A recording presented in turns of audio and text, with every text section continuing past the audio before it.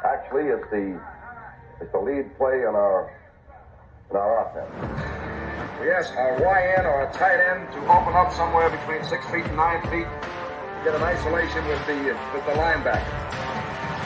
Tell the tackle to take the defensive end if he's over him. If he's not, to drive down on the first man to his inside. If the YN has the linebacker taken out, he cuts inside. If the YN has the linebacker in, he comes all the way around. If you look at this play, what we're trying to get is a seal here and a seal here. And try to run this play in the alley.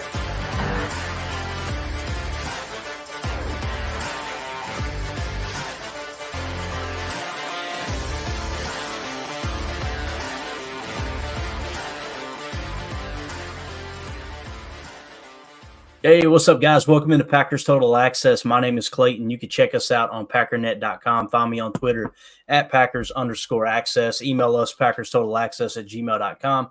Text us 865-658-5824. Join alongside Tim live in Green Bay. Good to have you back, brother. Fresh off the anniversary celebration there, man. How are you and the missus doing, bro? Man, doing great, man. Little extended staycation, I'll call it. Went up to Sturgeon Bay, went up to Door County. It was a nice little weekend. So happy to be back, though. Ready to roll and catch up on everything that I missed. You know, I've been like power listening to all the pods the last day and a half or so since we got back in town and just catching up on everything. But happy to be back, man, talking ball. Yeah, man. That sounds like an awesome trip, man. Sometimes you just got to get away. Like you did it the right way, too. Just get off the grid. Yep. Put the damn phone down, get off the grid, and enjoy life a little bit, man. Because I'm getting way too much screen time. I promise you that. I never thought I would say that. I feel like I'm a boomer now, but it is what it is. But let's do this. Let's get things kicked off right and give a shout out to our friends over at Ticket King, the official ticket provider of Packer Fan Total Access. Wisconsin-based since 1992, specializing in Packers tickets. They are Wisconsin's largest ticket source with offices next to Lambeau Field and in Milwaukee. You guys and gals can click on the link in this video description. That'll send you to theticketking.com where you can register as a customer for free and get yourself some of those Packers tickets that are already in the database. So make sure you check with theticketking.com before purchasing from some of the bigger name companies. They're going to be able to save you time and money over at theticketking.com, the official ticket provider of Packer Fan Total Access. We appreciate them sponsoring the show. So, Tim, obviously we got OTAs going on, man. It's an exciting time. I don't know how you feel. I seen some knuckleheads earlier today going, it's guys in shorts. Oh, my God, it's not a big deal. And I'm going, man, what? You cats have to be the most miserable people on the face of the freaking planet. Because I'm out here like, we're in a pool today. You got up to like 86 degrees. Man, birds chirping. You can hear kids in the neighborhood, run around raising HE double hockey stick. They're just, it feels like early summer. We got footballs flying over at the practice facility at Green Bay, Wisconsin. How can you not be excited about it, man? It's the guys are back in town. They're back at work. The whole team's there, to the best of my knowledge, pretty much 100%, other than they said one player who had a family issue. I'm not sure which player that was, but everyone seems to be bought in here early on. And it's just an exciting time to be a Packer fan, man. I don't understand that whole mindset of, oh, it's just OTAs. It's just OTAs. Go do something else then. Go watch Star Wars, bro. Do your thing. We'll be here talking ball and follow me in September. Yeah, exactly. See you in September, casual, right? Around here, it doesn't matter if they're running around in their shorts or full pads or something in between. We wake up with our piss hot, right? Yeah, our guys better wake up with their piss hot, like I said before. So. I love LaFleur, man. He seems like he's ready to roll, bro. Like he sounds really excited about Jordan and this young offense. He seems excited about all the pieces put in place. I didn't get a chance to grab any sound bites from him. We could play the whole press conference and it'd be absolute gold.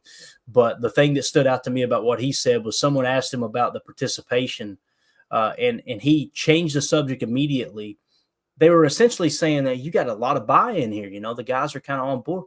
And he immediately, what leaders do, right?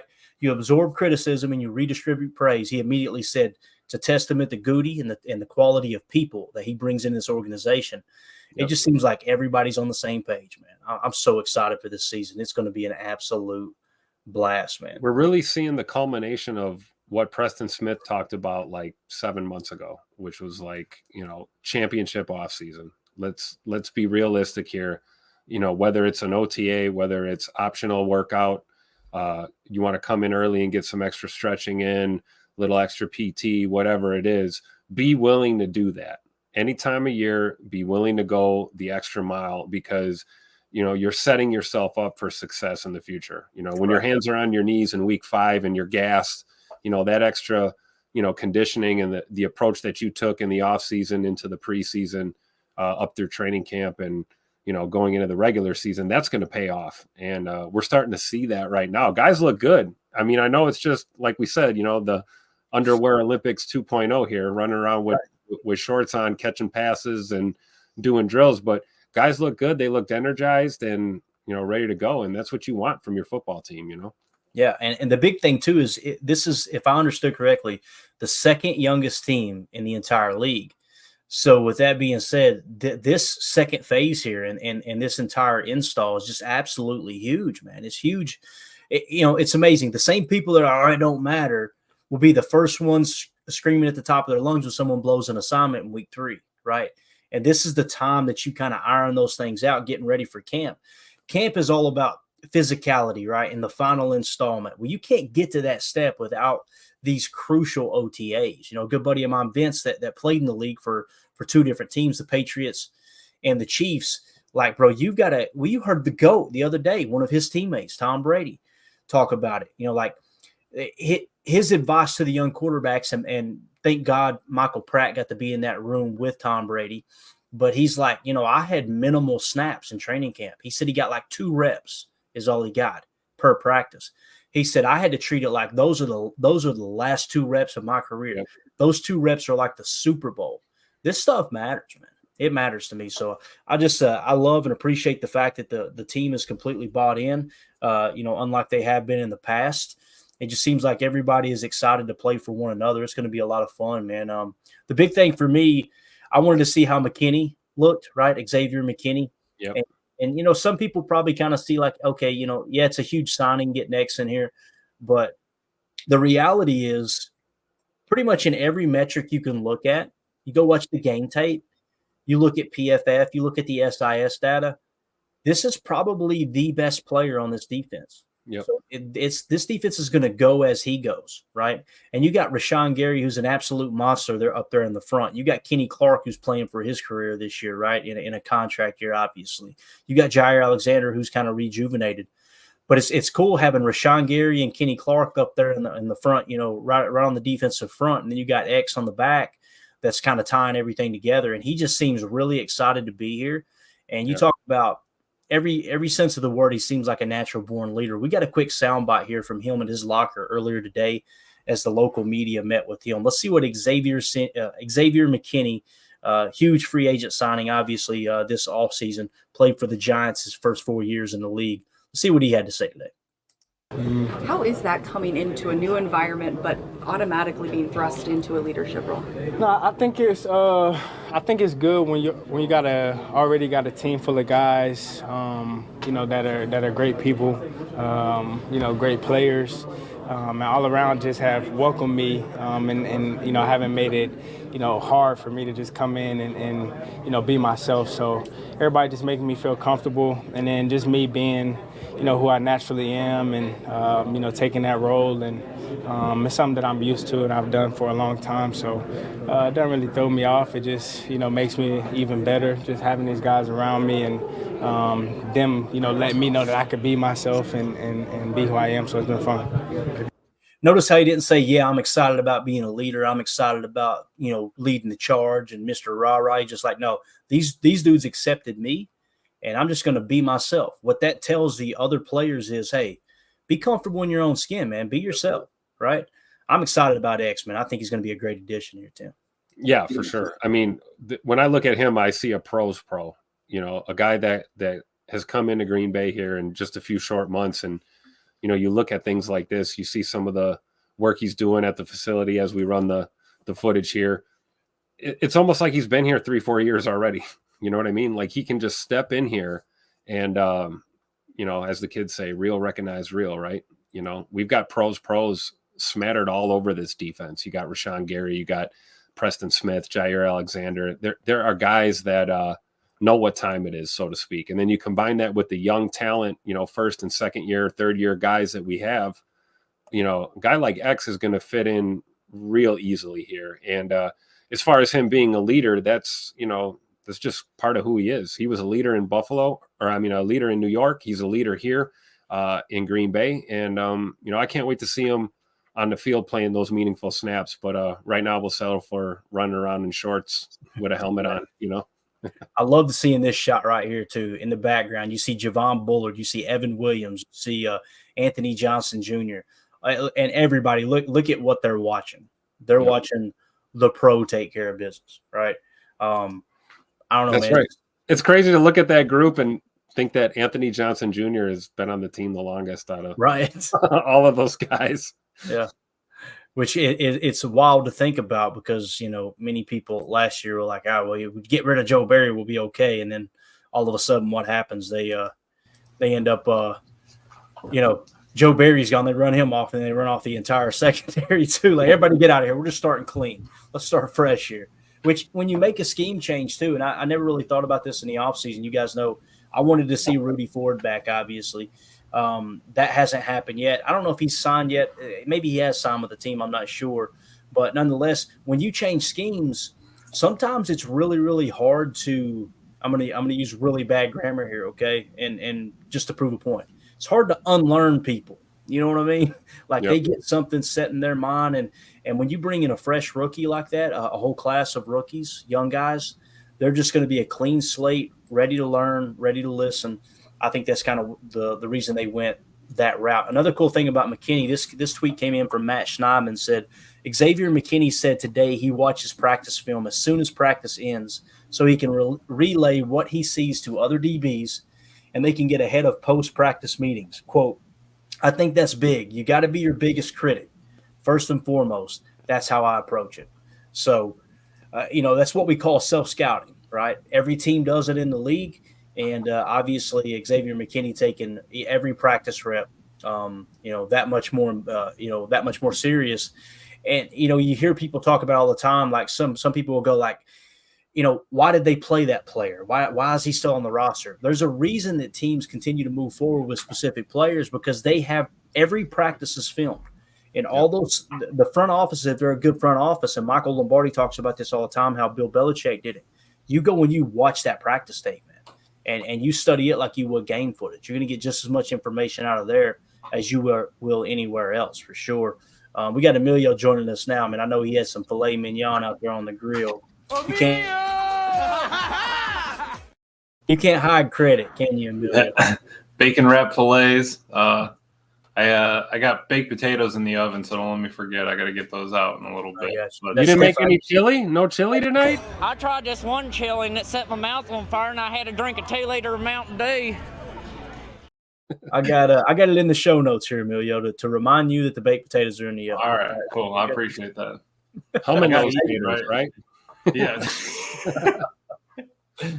And it's good to see you in here, Emilio. I know you had a busy couple of days too. Got Tim back in the house, obviously. I don't know where Jacob's at. He might be down at the what's it called, the Oval Office. That might be where he's at. I think so. He's been acting. I'd say he's probably at work would be my guess. But nonetheless, so we heard from X there. Pretty cool that talked about watching the practice tape, all that good stuff. Got a couple other defensive clips we're going to hit here. This was great news. We were all worried that Kingsley Enagbare, I'm pretty sure he goes by JJ full time now, so let's just start calling him JJ Enagbare. We were worried he tore his ACL last year. Check my man out. No sleeve, no nothing. Wes Hawkowitz tweeted this out. He's full go, boys.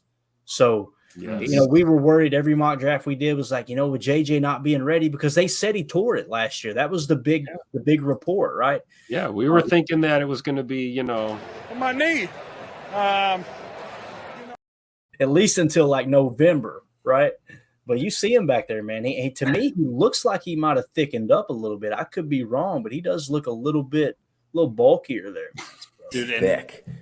Exactly, Coach. And after a knee injury like that, man, having torn my ACL and meniscus, not having a brace on is big. Like the way it feels being natural again, not having the frame around it.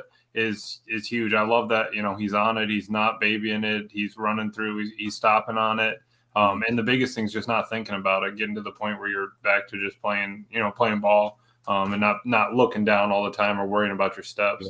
I remember last year seeing Rashawn with the sleeve on and doing work and feeling good about that. Like, oh, he's got the sleeve and he's mobile. He's hitting the sled. He's doing some agility drills. But like to see this, here's JJ with nothing at all. I mean, this is a good sign, especially this time of year.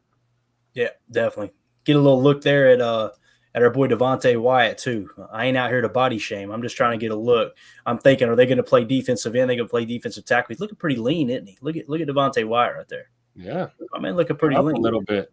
Yeah, so we'll see, man. It's going to be a lot of fun. Big Jonathan Ford back there, 99. I think it's Jonathan. Thick. That's a thick burger out there. Was that McDuffie working on his vert? Yeah, I think beginning of the clip. I like that. So, I'm telling you, don't sleep on Zay McDuffie, man. I got a feeling about this year. He's gonna contribute in a big way. I'm excited to see what kind of season he's gonna have. And if I understood correctly, he played for half at Boston College for 1 year, so they do have a history there. So that's and then you saw Van Ness and Brooks working together too on that. A little edge rush drill looked like so. And then we got a little bit of linebacker tape here, and the one, the only linebacker coach, Anthony Campanile. We got sound for this one. Listen to my man getting them fired up here on the I guess this is the sled, I believe, the one-man sled, the punching sled. Torque! Let's grab! We gotta grab! We're gonna let him run off! Torque! That's it! Torque! Let's grab! We gotta grab! Like this rep right here, number 56, you know who this is, Adrian Cooper. Watch it. We're gonna let him run off! Torque! That's it! Some of you guys are that intensity, man. You hear that level of intensity right there, hitting the sled in OTAs. I love it. Set the tone early. I love it. Absolutely love it. Yeah, I'm really excited to see him too, and the fact that he's wearing Lawrence Taylor's number, I mean, that just fired. When I seen him in the 56, I was like, oh, let's go, baby, let's go. Dude, all I thought was in the replacements when when they brought in the sumo wrestler and he knocked the coach over. Get this thing off me, sumo boy. Dude, absolutely. Those things are hard to move. I love that. He's got that energy. You need that as a player. Sometimes you need that pick me up, especially on a drill like that. But I love it. I love to see it, man. We got to start a GoFundMe for Coach Camp's throat lozenges. You got to give him some cough drops. Like, there's no way that guy's got a voice after practice. There's just no way. So let's start a little GoFundMe. Get it going. I thought you were going to say the bad language jar. You got to put a the swear jar. The swear jar, right? Yeah, let's do it. Andrew Cooper tweeted this out too. Pretty cool. Nothing but the cheese emoji, right? You can tell he's excited to be a Green Bay Packer, which is absolutely awesome. Only got 16,000 followers. Everyone hearing my voice. Go give Adrian Cooper a follow. And please act accordingly on social media, okay? As the rule that I always say, whether the guys will tell you, on the pod or on social media, if you wouldn't say it to a player's face, don't be a chicken crap, right? And say it on social media. Just that's the rule of thumb. If you wouldn't say it to their face, don't say it on social media. Don't be an internet tough guy. But I'm excited for Adrian Cooper, man. I'm really, really jacked to see what he can do this year, for sure. Let's see what else we got here. So we got a little bit of bad news. I don't think it's horrible news, but it was interesting to see. You guys know Tucker Kraft. Obviously, this isn't the bad news, by the way. He got married. Bad news, guys. Tucker Kraft tied tonight. What was he thinking? Oh my God. So Tucker Kraft obviously gets married. He shows up today in a sling, right? So he had his arm in a sling. So we were like, oh, no. So this tweet comes out from Wes Hawkins, says, Tucker Kraft and Zach Tom both had pec injuries, per LaFleur. Like Kraft, hope is for Tom to be back for camp. And he quote tweeted an earlier tweet that said, LaFleur said he expects Josh Jacobs, who has a hamstring, to be back soon. Said Tucker Kraft will be out until training camp or shortly thereafter. So something happened with the pec there. Oh, boy. Don't know all the details, but, of course, everybody's already freaking out over it. Well, I'm just sitting here thinking, Clayton, I got this I got this 12-ounce can of Coca-Cola here, and I'm just wondering, did he do too many Bush Latte curls with you can kind of tweak your pec. Maybe he had the lung dart in one hand, and then he had the Bush Latte in the other, and maybe he just tweaked something a little bit. So I was thinking maybe it happened on his handstand going into the keg. When he put that first one down and he got lifted up, something just didn't feel right. Yeah, you're right. It's all in the approach. Like if the approach isn't right, it's a wrap. Yeah. But you know that he didn't quit. He kept doing the stand. I mean, he finished holding up on the left hand and had someone just spot him. But yeah, the thing I was disappointed in when I seen the wedding photo of him and his new bride, he wasn't holding a lung dart. I was like, come on, man, what are we doing? You got to have a lung dart in your hand in that first wedding photo there. So, but congratulations to Tucker Kraft. Those guys are going to be fine. They'll be ready to go for camp, no doubt. Doug in the chat. All right, let's do it anyway. Doug says, must have been a heck of a wedding night, arm in a sling and a peck for old Tuck. So, there you go. Just another afternoon for Tuck Norris, man. No big deal. He'll be fine. I was waiting for all the Chuck Norris jokes to come in, too. Like, you should have seen the other guy if you think he looked bad with the arm in the sling, right? So just something to kind of monitor as we go into the next phase, which will be, just pull the schedule up real quick. Obviously, they're going to be May 20th, 21st, and 23rd, and then they'll pick back up on the 28th, 29th, and 31st. So we'll just kind of monitor it. Again, they're not expecting them back until training camp. I'm assuming it's the same thing with Zach Tom, which if there's anybody on this roster that I'm not concerned with missing out on practice reps, it's Zach Tom at right tackle personally. And, that gives someone else an opportunity to try to step into that right tackle role. With every adversity lies a seed of equal or greater benefit, right? What's the positive in this? Someone else is going to get a ton of reps and OTAs at right tackle. We know what Zach Tom is. What if somebody just emerges out of this situation and ends up, saying, hey, I can play right tackle, and then you could potentially move Tom around. That would be kind of cool too. So just always try to find the positive in everything for sure. So I don't know. Let's go around the horn with that. You guys concerned about those injuries? You think we'll be all right there? I think we're probably going to be okay. Kind of like you said, it's still early enough. They seem to be ahead of it. The hamstring issue with Mr. Jacobs is a little bit of a, makes you raise your eyebrow a little bit. We don't like to hear, hamstring is a trigger word for Packer fans. It really the last couple of years. So you don't want to hear that, but it doesn't appear like any of these are super, super serious. Hopefully it's just typical bumps and bruises on your way grinding into a season. So, I think it's a good thing, though, as far as like the fact that Goody nailed this draft and, with Zach Tom, maybe not being there to get a lot of those snaps. We have a lot of young talent on that O-line now that's going to get moved around, and we're going to get a chance to get some meaningful reps for these guys as we get ready for the season. So that's one positive, silver lining in a bad situation. So hopefully, Zach Tom's all right long term. Exactly where I was going with it, Tim. We got Dillard that can get some more reps. We got Glover that we picked up. Obviously Morgan, the first round pick. All those guys get those extra reps. Tucker Kraft, Musgrave was out for a while and Tucker stepped up. Musgrave needs to step up coming into it, but I'm not really worried at all about those. I mean, they came into it, right? It didn't happen in practice, or they came to OTAs with these injuries, right? Yeah, well, I know with Tucker, I'm assuming that's what happened with Tucker Kraft. Okay. I don't know about Tom, though. I don't, it'd be straight speculation from me. Right, because I was going to say, if not, I mean, that a little bit of, silver lining is I'm excited that the health or, the training staff is, they got their stretching going. We're not seeing, that sort of those things tick up really fast early, and haven't really heard any complaining about it, and don't mind the extra stretch for them. Yeah, Deadfish may be onto something here too. He says Kraft better learn to leave the toilet seat down. Maybe he got put in an arm bar by the bride there. You better keep that toilet seat down. But we're in day one of this process here. We're in training camp here too, Hoss. Straighten it out here. So never know, man. Never know. I've been put in the arm bar or 12 by Mandy. I promise you that, man. I don't doubt that at all. You met her. She was probably reminding you to wash your hands, wash your butt, man. That's it. That's all. Emilio's seen firsthand who runs the ship around here. It's Mandy. That's plain simple. That's the truth. Yeah, I have no shame in admitting that either. People always they show up to the crib. They're like, "Man, I love you. You got a nice house." I'm like, "This is Mandy's house. She just lets me sleep here." That's the way that works. Clayton's like, as long as I can get my coffee, as long as I got my coffee machine over here, and I can get up to the game, studio up there. So that's it, man. This is where I live up here. You've seen it, Emilio. But so speaking of hamstrings, we were talking about hamstrings just a second ago. Christian Watson was on the field today. My man looks pretty good, boys. Looking ready to roll. That dude is just he to me, he looks a little bulkier. Am I wrong there, guys? Does he not look a little bit thicker? I think so, and maybe that was part of it too.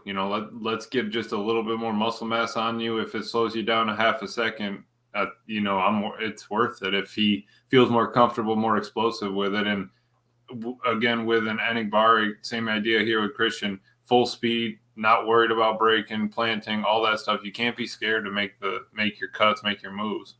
Yeah. If anything,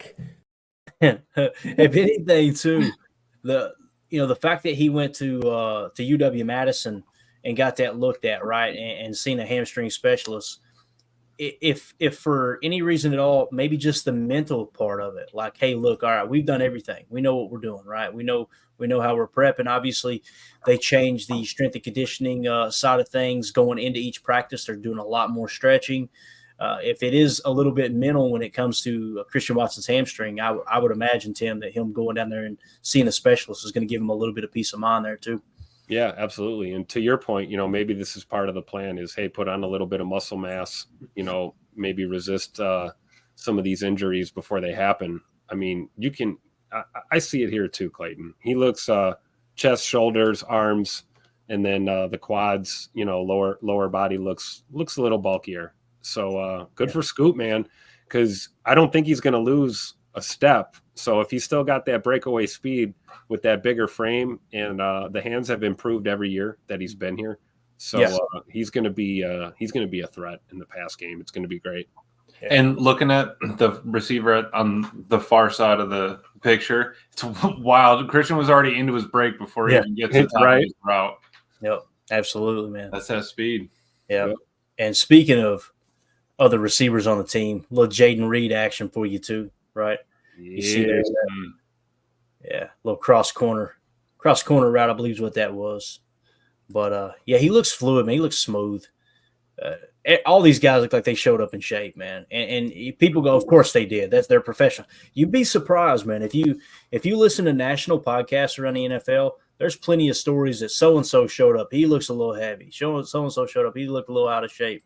It just doesn't seem to happen in Green Bay, man. They seem to run a pretty tight ship. I'm excited about year 2 for Jaden Reed. Obviously, he led the team in receiving yards last year. Always a threat on the jet sweeps. He's one of those guys that Jordan, he proved that Jordan could depend on. I think it's going to be another similar situation this year when it comes to Jaden Reed. He's kind of proven to be that go-to guy right off the bat. Romeo Dobbs in the background, you see him there. Romeo's going to do Romeo things. That guy is one of the best, one of the best on this team and one of the best in the league, in my opinion, as far as strong hands and making those contested catches. There's no doubt about that. So excited about Jaden Reed. Hey, this is kind of off the cuff here. Just a quick question. Who do you guys think will be the leading receiver for the Packers? And again, I don't want y'all to put a whole lot of thought into it. Just what's the first thing that comes to mind? Obviously, Jaden Reed led the team last year. Christian Watson stays healthy. He's going to be on the fold. You can't write Romeo Dobbs off, right? And then, of course, you got Dontavian Wicks. It's just look like he's going to be an absolute monster with enough time. But, Tim, what do you think, man? Who would be your early guess to have the most receiving yards for the Packers this year? Christian Watson. I'm telling you, we've been waiting. It's his time. If there was time for a guy to break out, he's primed for it right here. Going into this season, basically at 100%. We just talked about it. Looks like he added a little bit of bulk, little muscle mass. Clearly still agile, still has the good hands, has the speed. And now, year 3 in this scheme with Matt LaFleur, he's not a rookie anymore. He's coming into his own as a player. I'd like to see a good, 15 to 16, 17, 18 game season out of Christian Watson for the first time since he's been a pro and have an all-pro year. So I think that would be my early early pick that Scoop comes out ahead of the pack and leads the team in receiving yards this year. Definitely. Everybody in the chat, let me know your answer there. What do you think, Emilio? Who do you got, bro? Yeah, first thought, I was actually thinking Romeo, just hoping that we can get a little breakout from him and he can solidify his spot on the team. I think at some point, those, like you said, Christian, him and Romeo, they're going to be the first ones up contract-wise. They're going to have to show up at some point, numbers, producing for the team. So that's I think that's a way they might go.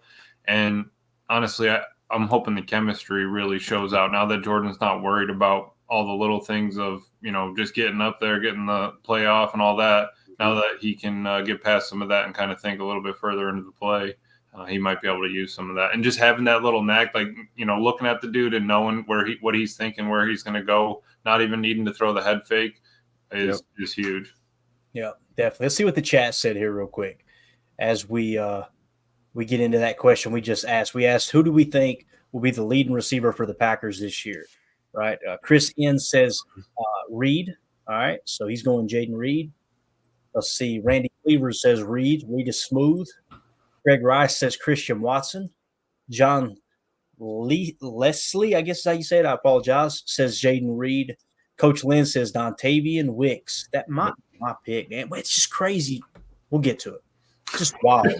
Eric Sutherland says Dontavian Wicks. Greg Rice says, but I can't wait to see Wicks and Reed. So it's a tough question. Prince says Christian Watson. Ron Samble says they sure scheme Dobbs open. Also, they really do, man.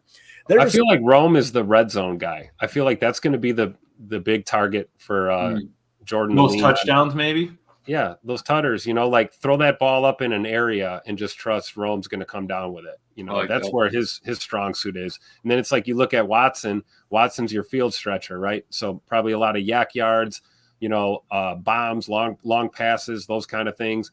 And then, Reed and Wicks, man, those guys are lethal anywhere you put them. So, I mean, it's tough to really pinpoint who's going to, quote unquote, lead the team. But I see each guy kind of having their own little, nuance to roll in this offense. So it would be fun. When I was watching the tape during the first half of the season last year too, I really keyed in on Romeo Dobbs. I'm like, where are they putting him at? Most of the time, he was the boundary X, and he was just going deep. And it sounds silly, and I know people are going to Clayton, you give these guys too much credit, but to ask a receiver to run a 9 route, to run a go, a fly, every single passing play, and they do it, and they don't complain, they don't say a thing. It's just constantly, and he wasn't getting the ball. It was just run 35, 40 yards as fast as you can down the field, come back, do it again. Like, it just shows you what kind of teammate he is, what kind of person he is, because, that there's a reason they're doing that. They're putting it on tape. And you start to put that on tape, and people, okay, well, when they come out in this Trey gun set and 87 is the boundary X, he's going to run a fly most of the time. You show a fly and turn that into a post, you can really set things up nice. Again, I just think he's just a selfless player for sure. But Randy Cleaver says Christian Watson, he's going deep a lot. Ron Samble says Jaden Reed, leading receiver. Adam Block says Jaden Reed. Seems like Jaden Reed's in the lead right now. Let's see. Broad Love says Dontavian Wicks. Ron Samble says, who cares? 2 1,000-yard receivers. Let's go. Yes, I love it. Yeah. How about 3 or 4 of them? Let's go. Greg Ross makes a good point, too. He says, Christian Watson, many people don't talk about this, but he can block, too. So we got that, too, here. Let's see here. Where's that at? He can block. Yes, he can. Sure. We've come a long way since that post-game show, boys. I'm just telling you right now. Yeah. That was a rough one. Deadfish says Dontavian Wicks. John says Dontavian Wicks. Vahan says love Wicks, but think it's going to be Christian Watson. I like that answer. There you go. Mm-hmm. Savage Inc. says it's got to be the Wicked One. I like that. Oh, my God. What a nickname. The Wicked One. Let's go. Love it. And we're not talking about Aaron Rodgers' witch girlfriend either, right? We're talking about Eric Sutherland says Watson gets 200 yards in his 6 games played this season. Maybe he will have the most yards. LOL. Just kidding. Right, oh, I love it. All right, so John, always keeping it interesting. John says, surprise, surprise, a redneck screwed up my name. So is it Lizel? Lizel. Okay, Lizel. It's a cool name, man. Yeah, that makes sense, Lizel, now that I read it again. Yeah. I'm in the red, white, and berry. I ain't gonna lie, still battling a bit of the flu, so it is what it is. Some of you guys are like, "No, Clay, we watch the show all the time. When you're sober, you can't speak, bro." So, but yeah, it's cool that you got that many different answers, right? Really, really cool. That's exactly what Coach was saying. It's a great question because of all the different options we have. Somebody could have said Musgrave. You know what I'm saying? Like, we haven't even hit the bottom of the barrel yet with our talent too. Like, you know, I mean, we got guys like Grant DeBose we haven't even really seen. We've got Bo Melton. You know, we've got my boy Malik Heath. Melton, the highest PFF grade of all the receivers last year, bro. And I'm telling you, Malik Heath is a dog. I mean, that guy is a possession receiver for sure. Like, I hope when we go back, throw it to him, man. Let's go. I'm pretty sure it was in a game, right? I hope when we go back through, we see that clip of him sending that dude to the water cooler. It was, I think it was preseason though. That makes it so much better though. Yeah. In preseason, he was. Dude, how bad do you want it? How bad do you want to make this team? Yeah, I'll show you how bad. I'm gonna put this guy in the parking lot. Watch this. I would have loved to know what the reaction was when he got back on the sideline. You know, just how hyped up they were. And Coach Lynn can attest to this. I would love to see the reaction in the tape when you're watching the tape in the film room. Yeah. You know, those guys went absolutely nuts. I bet Jason Vrabel was standing on a table with his shirt off. Yeah, our guys better wake up with their piss hot, like I said before. So. So obviously we could talk about receivers till the cows come home. I think we got a pretty stacked group. Very, very cheap. The cheapest wide receiver room in the entire NFL. But it all begins and ends with Jordan Love. Pretty cool. Some people, very few people were like, is he going to show up to offseason until he gets the contract? Is he going to show up to train? You know, what's going to happen there? Jordan Love was asked that question today about him being at OTAs. Let's see what QB1 had to say here. And then we got a quote from Matt LaFleur, him talking about Jordan Love as well. But here is QB1 Jordan Love at his locker today after this second phase of OTAs underway here. It's something that I've always done, trying to be here, get the reps in, get to working with the guys, and just start building that chemistry and getting ready for the season. Do you have an idea of like when you would like that done? Has your agent said you're not stepping on the field for a preseason game until you have a deal done or something like that? No. So I don't really know what's going on, but we'll see. But yeah, I'm not going to get into too much contract stuff. Would you be comfortable playing under the current deal, or is that something that you don't want to do at this point? We'll see. I don't know yet. We'll see. How much, looks like y'all had just about 100% attendance. How much your decision to come out here was to kind of show that leadership, to kind of convince the other guys to join you and be here for their voluntary workouts as well? Yeah, I think that's always a part of it, just showing up, and the other guys will follow too. But, it's a testament to everybody wanting to be here, wanting to get that work in. Obviously, new defense going in, so those guys are eager to get out here, get those reps in and learn what they're doing. But, it's just a testament to everybody being able to show up here. How different do you feel this year now as a 1 year fully entrenched starter, having that experience under your belt coming into this season? Yeah, I feel a little bit more comfortable. Obviously had a full season to get a lot of reps and learn and grow. So definitely feel a lot more comfortable each year I've been here, and this year even more so. From a body standpoint, this is the first time in several years that you've had a full season then going into the off season. Have you had to do anything different with your body to try to just get yourself back to where you want to be? No, I was pretty healthy leaving the season. Just little bumps and bruises, things like that. So I took some time off, but my off-season schedule stayed the same as it's usually been. Take a little bit of time off and then get back to it. But it helps when you don't have to rehab and deal with any injuries, things like that. Was there a turning point for you last year? For us on the outside looking in, we can say, okay, this game, that game, whatever. But did the light go on? Did something click at a certain point? No, I don't think there was any one game in particular. I think throughout the season, every game, I learned so many, valuable lessons in every rep I took. So I feel like about halfway through is when I just started getting really comfortable, understanding more where I need to go with the ball, what I need to do out there to put our team in the best position, and just limit the mistakes, things like that. But I feel like every game I played, I learned a little bit and got a little bit more comfortable. Matt said, I don't listen too much Taylor Swift. That's the most important part right there that they left out. You don't listen to much Taylor Swift. Hey, I love how he said, I don't want to get too much into the contract stuff. And then the next question is immediately a contract question. Right. And it's frustrating, man. I know. And I try not to bash the media because they're doing their job and they got to try to prod and pick and this and that, but he handled it the right way. You know, that's how you do it. Let the agent handle it. Mm-hmm. Let Mugatu handle it, right? It's my quarterback. You let them handle it. That way there's no hard feelings either way. And my big thing is it is kind of a tough contract to get done. We talked about the comps, right?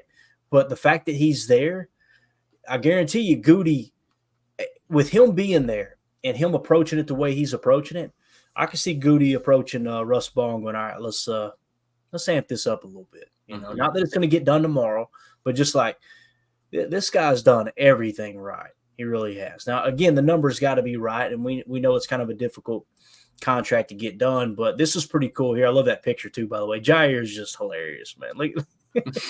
But Matt Schneiden tweeted out, Matt LaFleur said this offseason's attendance has been better than any of his prior 5 years here. Setting that tone starts with Jordan Love, who's showing up even without a new deal. Quote, to have him here, you can't put a value on that. And obviously he's got a story there at, let me drop that comment down real quick, over at the New York Times. So Matt Schneiden, I think, does a great job covering the team. He's one of asking a bunch of those questions about the contract too. He wasted no time. He's trying to get answers. But yeah, I think it really says a lot, man, that Jordan is there. So that is so unbelievably big, right? That he showed up in optional teams with not being paid and just wants to work, wants to play.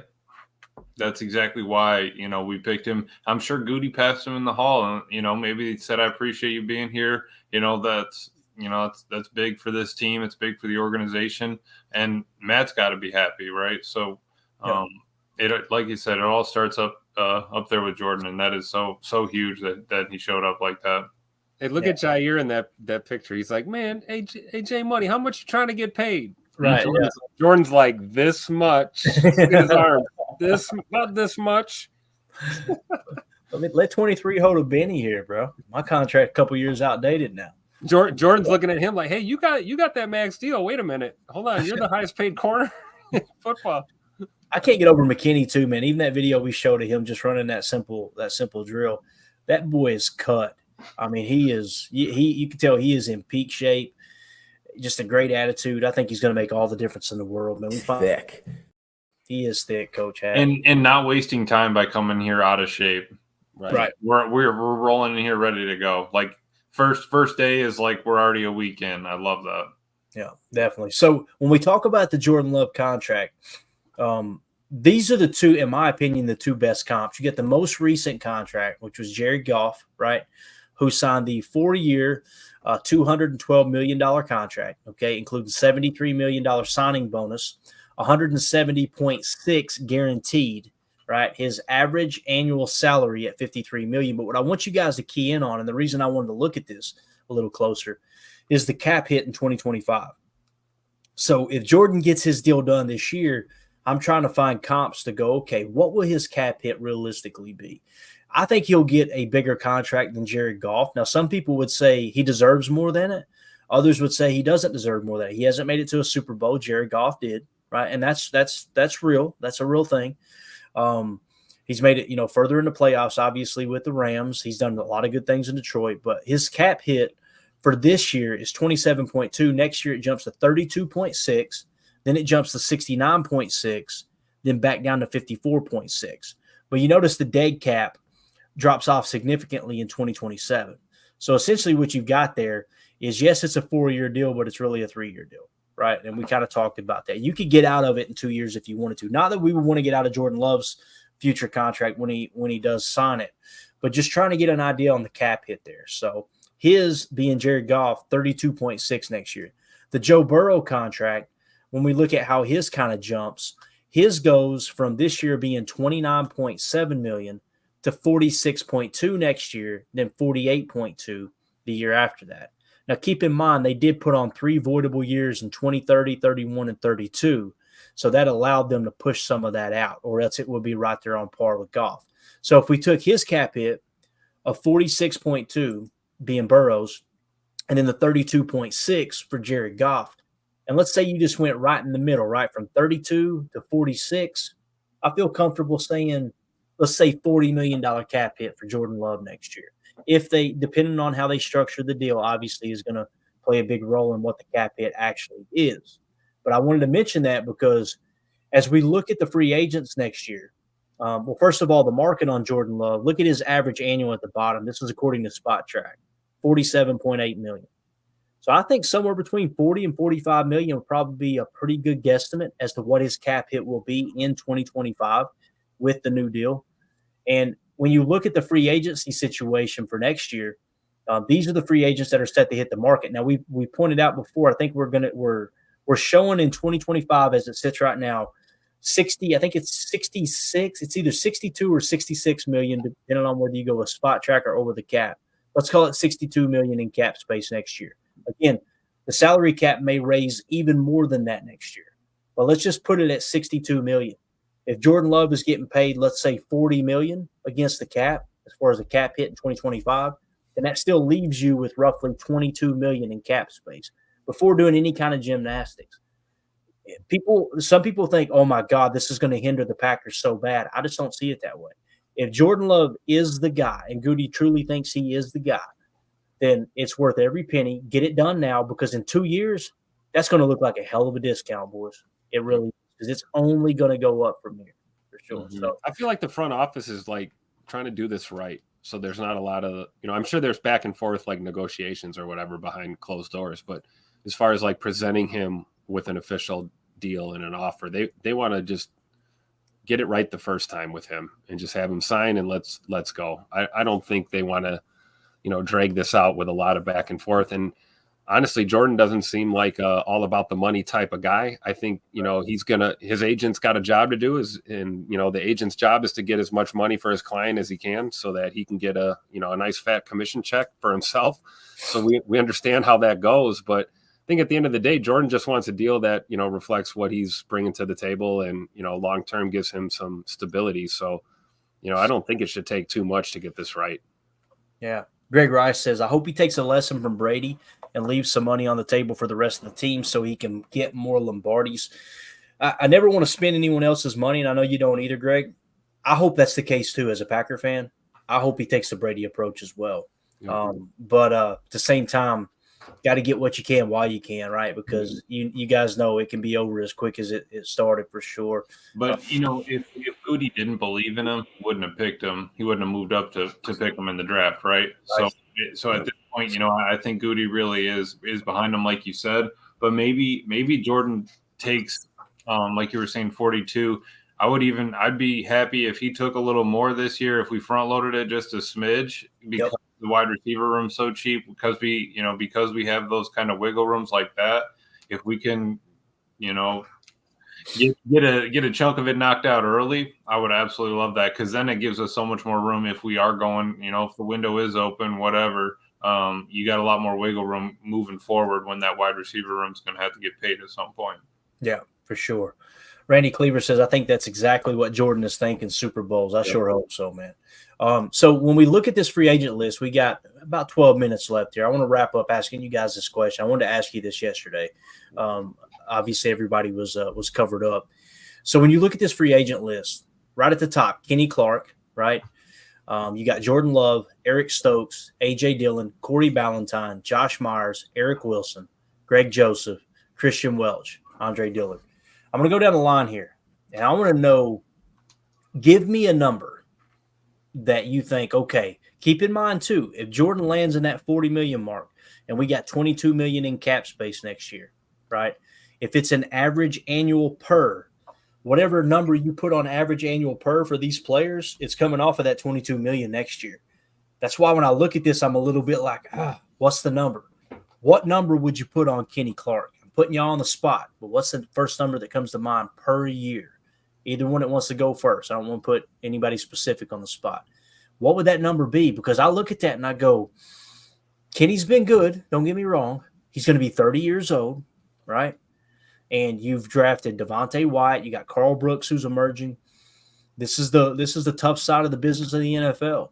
Because the number I keep coming up with is like, if Kenny ain't willing to take less than, keep it right around 10 million, probably got to let him test free agency, man. What do you guys think? Before you said that, I was thinking 11, 12. Right. Would have probably been my max, just because I mean, if the dude balls out and we have that 3 tech, I mean, I know we have more guys coming in the wake, obviously, but the dude was still so young with so much experience. It's kind of what gets me, right? He's been in the league for so long now, and he's still only 29, coming on 30. I wouldn't be opposed to 11 or 12. Yeah, Chris in the chat says 16 for Kenny. So he's a little bit higher on him than obviously I am. And you see the previous average annual per is 17.5 for Kenny, but you guys know this year's cap hit's like 25 million or whatever it is. But what's the number for you, Tim? Anything come to mind, man? I mean, as of right now, I'm kind of where you are. I'm between that 10 and 12 million range as it stands right now. But, talk to me week 8, 9, or, 10 going into the bye week of the season. We'll see what that looks like. And I feel Chris's sentiment too, I think he said 16, right? Yeah. And it's like, we brought Kenny into this league, right? Kenny is got as good a chance as anyone in recent memory to play his entire career in Green Bay, if all, everything pans out right. So, yeah. And I don't see Kenny Kenny's going to need his money too, but I don't see him being, unwilling to, compromise when it comes to overall cap room and, taking a quote unquote team friendly deal or whatever we have to do to make this work. But, looking at the last couple of seasons and then going into this year, like you always say, Clayton, like Kenny Clark, the teammate, the man, the leader, the attitude, the work ethic, the grind, that's priceless. As far as executing on the field as a player, it's been a little up and down. I don't think we've had, booty cheek seasons from Kenny Clark, but maybe some more underwhelming than expected. But I certainly think that he's worth somewhere in that 10 to 12 million range as it stands now. But like Emilio said, if this dude comes out crushing it and is balling out at 29 years old, he could get a little money here, long term. Dave's in the chat says depends on what they look like week 8. Exactly what you said, Tim. Like there you go. If they're balling out and Kenny is just a pressure machine and he's stuffing the run, throw him the bag. Maybe give him that 16, 17 million per and kind of set it up. He's got some voidable years on the backside already, so you can structure it in a way where you could kind of kick it down the road a touch, and then if that salary cap catches back up with you, then you can kind of balance it out that way. Give him a chunk in signing bonus or, whatever they got to do. Right. Yeah, Ron Sanville says Clark will get more somewhere else. I 100% agree with that, Ron. Mm-hmm. That's where it's going to come down to. It's important if he flashes in this defense, offer him a contract, try to get that hometown discount, if you will, because you're coming to him early. And what you do there is you hang some guaranteed money out there as dangling a carrot. And now he and his agent have to make a decision of, okay, do we risk playing the rest of the year out and tearing an ACL? And now you've got to sit for another full year before you're healthy. Think of the millions of dollars you're passing up on if the guarantee is good enough there in Green Bay. I know that sounds very, very dark and kind of negative thinking, but that's the reality of the NFL. And that's why these guys try to get that guaranteed money as quick as possible, because that could happen in practice. I mean, you've seen Greenlaw. You've seen Greenlaw in the freaking Super Bowl, jogging on the field, tears the Achilles, right? That'll probably be the key to that deal, right? Is the guaranteed aspect. I mean, he could have a lower overall contract. If there's more guaranteed money, he may be more willing to sign with that team. And I also think Kenny's probably the type of guy that, let's say he wants somewhere 16 to 18 million, something like that. If he's got an offer from, whatever, the Rams are going to offer him 17 million and the Packers come in at 14.5 with more guaranteed money, I think Kenny stays here. I don't think a little bit of money either way is going to really affect his, decision in the long run, but guaranteed money walks the walk in the NFL. We all know that. So, yeah, for sure. Dave says 15.5 incentives on a new defense. If not, it's a third or a fourth comp. So, yeah, that's the other thing, too. There'll be a comp pick involved if someone does, obviously break the bank to go out and get him in free agency. And I think Kenny wants to be here. I really do. So, yep. Especially if he sees what's rolling. And I think he does. So, yep. I don't know, man. He's seen a lot of additions to this defense over his tenure here in Green Bay as well. Like this team does not look at all like it did when he was drafted. And he's kind of been one of those constants in that defensive room. So, I agree, man. I think he wants to be a Packer. I really do. I mean, unless we really lowball him, if we pull a Devontae Adams on him, look at him there. Walk. Yeah. 2016, we brought him in here. If that dude is, the foundation of this team, we got to keep him around. If he's not the foundation, we have to move on. That's the business. But Clayton, weren't you saying it before when he was at its best? It was with Mike Daniels, right next to him. Right. Yep, it was. That's when you had that great year, and it was in the Pettin defense too. It was a little bit different than Barry on the backside with the Fangio quarters coverage, which you guys seen last year. We didn't actually play quarters, which is still this big, whoa. But yeah, when he had Daniels next to him, drawing attention away, that's when he really flashed.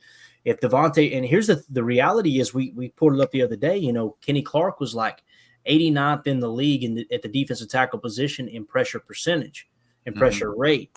And Devontae Wyatt was like 22nd. So he's getting pressure on the quarter. Look at my man over at the disc.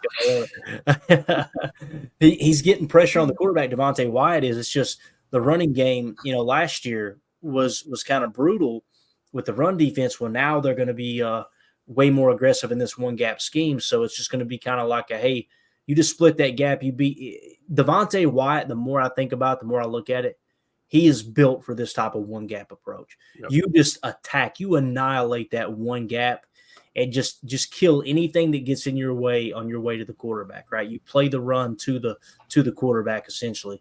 It's going to be exciting to see how that plays out. Eric Sutherland had a banger earlier. He said Tyler Davis 1,400 yards receiving and 12 tutters. So you're an amazing person. You know that, don't you? I wouldn't hold her breath on that, Eric. Although Tyler Davis looked good today, he was out there, man. ACL seems healthy. So Tyler Davis was like, "How about these hands?" Thing dangling like a beanie weenie over there. Did you see that, man? Oh, I don't know, man. He didn't talk about the SIFs though. he did. Block. Yeah. Greg Rice wraps it up here. We'll get out of here, gang. He says, "Who here has bought their Tennessee tickets to roll with the posse tailgating and post game?" And that's the big question. So obviously we're going to meet up in Nashville this year for the Titans-Packers game. I've got somebody working on some tickets right now for our group because I think as a family we're going to go down too. So I'll try to break away from those folks and meet up with the crew, whoever does want to meet up. And like I said, even if it's just tailgating for 30 minutes before the game, just to get together, grab a picture, have a brat, whatever. But I think the last time I heard my brother-in-law, so it's Mandy's sister's husband has got some really good business ties in the city of Nashville. So he's trying to land 12 tickets is what we're going for. So, but we're taking a herd of people down too. So it should be a lot of fun, but yeah, we're definitely be there. Mandy's sold on it. She's already, we got a wedding planning business, right? She's a wedding coordinator. Mandy's literally threatening to cancel a wedding. Some people, are you allowed to do that when you're a business owner? Yes, you're allowed to do that. You are when you don't have a boss to answer to. So, telling you, man, that's the advice I got to everyone. If there's anyone hearing my voice that thinks, man, I could never own a business, BS. Find something you're passionate about. Start small, build off of it. You don't have to have another human being, handing you a check every Friday. It doesn't have to happen that way. Emilio knows what I'm talking about too. So, Tim too, you've been down that road yourself, man. You know what I'm talking about. So, absolutely. Yeah. I like this. Ron Sample says Clayton don't want his family to see his friends. Actually, Clayton don't want his friends to see his family. Mandy's mad. Never bring peanut butter to a jelly fight. I love it. Oh man, you guys got anything else before we get out of here? This show sucks so bad. Oh, it's brutal. No, but happy that everyone showed up, man. The attendance is huge. It's like starting 2-a-days. Like we said, at 100%, ready to roll. Everybody's got to be excited about it, and that's like what Tim was saying earlier, but Preston was saying, championship off season rolls in right before then and right now. So I'm loving it, man. I'm really, really excited. You stay ready. You don't have to get ready. and that's the motto. And, everyone's got their issues, right? Everyone wants more money. Everyone wants more recognition. Everyone wants more reps. Third string guys want to be on the second string and the first string. And, everyone's got their own issues, but it seems like this whole group of guys that we've got here is focused on one thing, and that's winning a championship. And that means, putting yourself second, putting the team first. And, the leadership we do have in this locker room is by example. The Jordan Loves and the Rashawn Garys and the Xavier McKinneys, the Jair Alexanders. It's a lot. Kenny Clark, we just talked about. It's a lot of walking the walk, not just talking the talk. And that's true leadership. So I think we got a group of guys that are just focused, whether it's an optional workout or not. I mean, we had the story the other day of Jordan Love, missed an optional workout to go support his girlfriend at her volleyball game. And it's like, here's a guy, doesn't have a new deal, and he's still asking for the green light. Like, hey, do you mind if I miss this optional workout? And it's like, it just shows you the type of mindset that we have in this locker room. I don't think there's any I, me guys in this locker room. I think it's we, team, go Pack, go, bring Lombardi home. That's the mindset. So, lot to be excited about as a fan going into the 2024 season for sure. Right. Yeah. And those friendships and new, those new meetings between the players, all that's going to build over the summer as well when they're not in OTAs, when they're still, texting, talking off the field, meeting up, all of that. Dude, it's Tim, you said it best, man. I just can't wait. Great time to be a Packers fan. Hey, fam says, Tim steady with the inspirational quotes. See? Paul Robertson said, Tim got some pastor in him. Praise God. When he said, I love it. You're an amazing person. You know that, don't you? All right, so here's the plan moving forward, guys. We got through all the chalk talks. Surprise, surprise. In the middle of a show yesterday, I realized nobody's going to be on the show with me. I'm like, all right, let me just throw this Kalen King chalk talk together real quick. That was fire. That was fire. That was very impressive. Sometimes the best things that happen aren't planned. You know what I'm saying? Like it's just Eric Sutherland. Like, that's how I met my wife. Actually, that's yeah. So, but yeah, what we'll do next, again, we're in OTAs. So while this is going on, there's going to be pressers, there's going to be practice coverage. We'll get little insights from the reporting and all that. We'll keep you up to date on that. As soon as we hit a little dead spot, we're going to go back to week 1, 2023, and we're going to relive week 1, what happened in that game against the Bears. Then on to week 2, week 3, week 4, that type of thing. And then when the OTAs crank up, we'll hit pause, cover the OTAs, and then pick right back up. Okay, that's our next wave of content that we're going to be creating. So we're going to be reliving last year's season. So it should be a lot of fun. Just this spoiler alert for that week 1 matchup. The Bears still suck. It's true, man. It's true. Coach Lynn right here speaking truth right here. He says money touches money.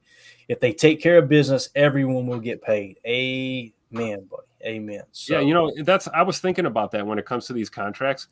Nobody in the NFL is worried about how they're going to keep their lights on and how they're going to feed themselves. You're not worrying about the day-to-day type stuff. You're a professional athlete. So when you get into the tens of millions of dollars conversation, $1 million here, $1 million there differential, I don't think it's necessarily about the dollars and cents always. It's about guys want to be paid to reflect what they're bringing to the table. They want to be respected with that checkbook. I think we get, tied up into the dollars and cents of it all. And, the executives always find a way to make things work somehow. So I think that's important to remember. It's not always just the paper, but like Coach Len said, that's so true.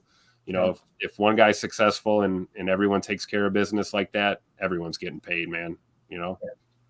Definitely. If y'all would hit that like button for us so other Packer fans can find this channel, find this content. Feel free to subscribe as well, share it, all that good stuff. If you're listening on the pod, feel free to give a review too, a rating. If you like it, leave a 5-star review. If you don't like it, just pretend like you didn't hear us. That'd be cool too. But AFAM in the chat says Paul's requesting a Luke Tenuta chalk talk study. Sure so that? yeah, it can be hard to find footage on that one, Hoss. So oof. All right, we're out of here, guys. We'll see you tomorrow. Not Ron Sample said breaking news. Well, Antonio Brown filed bankruptcy, so yeah, money didn't touch money there. You know what I mean? So we'll be back tomorrow night, though. Tim, if you would help me out here on the outro. For those of you listening on the pod, Thank you for making us a part of your day. As always, let's go out and be the change we want to see in the world, and go Pack, go. The power sweep. Actually, it's the lead play in our offense. We ask our YN or our tight end to open up somewhere between 6 feet and 9 feet. Get an isolation with the linebacker. Tell the tackle to take the defensive end if he's over him. If he's not, to drive down on the first man to his inside. If the YN has the linebacker taken out, he cuts inside. If the YN has the linebacker in, he comes all the way around. If you look at this play, what we're trying to get is a seal here and a seal here. Try to run this play in the alley.